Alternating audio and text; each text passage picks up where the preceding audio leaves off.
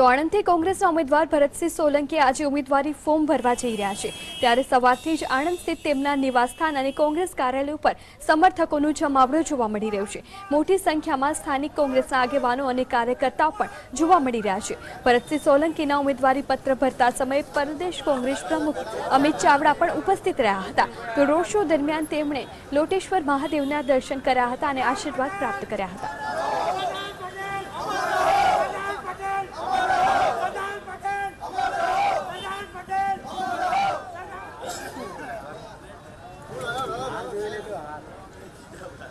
તો ભરતસિંહ સોલંકીએ તેમનું ઉમેદવારી પત્ર ભરવા માટે જ્યારે નીકળ્યા હતા ત્યારે બહોળી સંખ્યામાં લોકો તેમની સાથે ઉપસ્થિત રહ્યા હતા।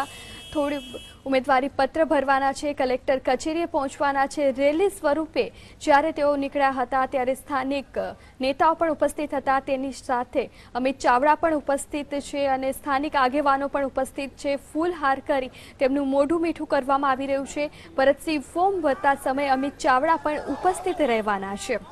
તો બહોળી સંખ્યામાં લોકો તેમની સાથે જોવા મળી રહ્યા છે। કાર્યકર્તાઓ અને સ્થાનિક નેતાઓનો પણ જમાવડો તેમની સામે જોવા મળી રહ્યું છે। રેલી સ્વરૂપે તેઓ આગળ વધી રહ્યા છે અને કલેક્ટર કચેરી પહોંચી પોતાનો ઉમેદવારી પત્ર આજે ભરવાના છે।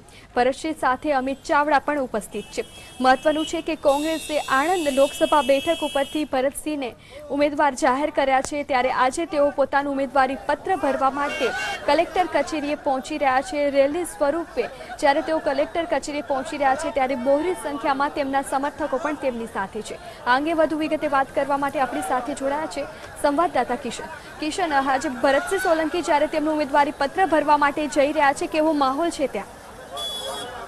ભરતસિંહ સોલંકી ગુજરાત કોંગ્રેસના પૂર્વ પ્રમુખ અને ભારત સરકારના મંત્રી ભરતસિંહ સોલંકી આજે આણંદ લોકસભાની ફોર્મ ભરવા માટે છે તે મોટી સંખ્યામાં પોતાના કાર્યકર્તાઓ સાથે આણંદની અંદર રોડ શો કરી અને પોતાનું જે શક્તિ પ્રદર્શન છે તે બતાવી રહ્યા છે। ભરતસિંહ સોલંકીએ સાથે પ્રદેશ પ્રમુખ અમિત ચાવડા, ધારાસભ્ય નિરંજન કિશન સહિત અનેક સ્થાનિક ધારાસભ્યો છે તે ભરતસિંહ સોલંકી સાથે ઉપસ્થિત રહ્યા હતા। જે રીતે લોકોનો જે રીતે સુવાડ જોવા મળ્યો તેને લઈને ભરતસિંહ સોલંકીએ કહ્યું કે આત્મવિશ્વાસ નહીં પરંતુ અમારી જીત છે તે નિશ્ચિત છે અને 2014 કરતા આ વખતે વાતાવરણ સંપૂર્ણ ઓછું છે અને 1 લાખથી પણ વધારે મતો તેઓ જીતશે તેવો પોતે વિશ્વાસ વ્યક્ત કર્યો।